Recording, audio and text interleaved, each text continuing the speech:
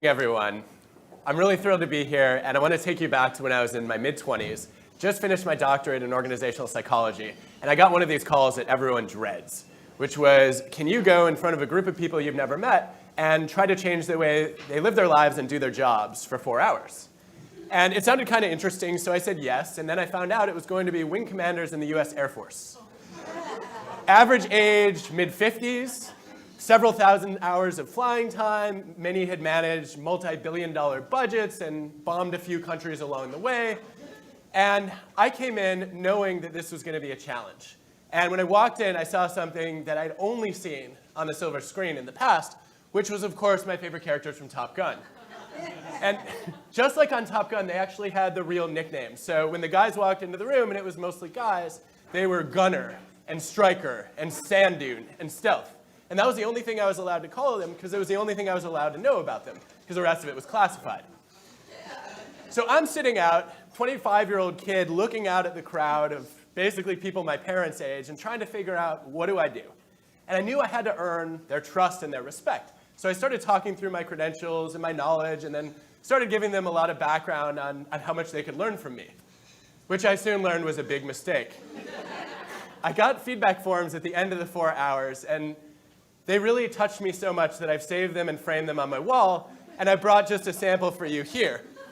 This is from Stryker, who says, Adam missed the needs of the audience. I gained very little from the session, but I trust the instructor did gain useful insight.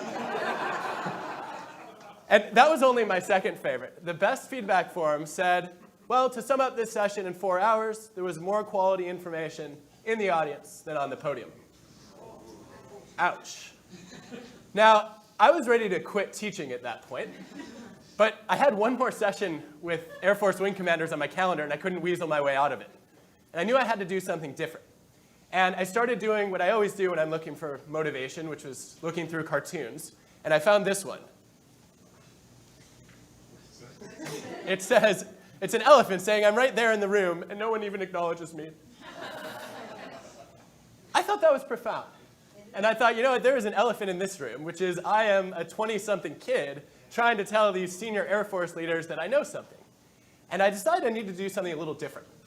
So I was ready to give the exact same 4-hour presentation, but I switched up my intro.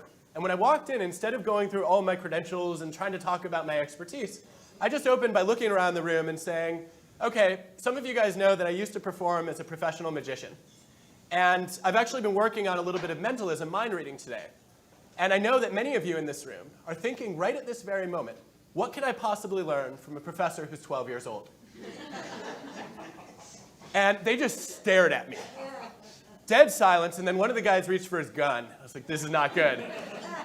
But then they started laughing, and one of the commanders raised his hand and said, no, that is way off. I'm sure you're at least 13. It became sort of a running joke for the next 4 hours. I delivered the same presentation, but the feedback at the end was very different. One person wrote, although junior in experience, Adam dealt with the studies in an interesting way. I'll take it. Another guy said, I can't believe Adam's only 12. Despite that, he did a great job. And I thought this was just a really interesting experience, right? Everything I was taught to do in Western culture, to be confident and assertive and display my credentials and expertise, backfired. And yet here I was coming in and making fun of myself, calling out the elephant in the room, and it turned into a really positive experience.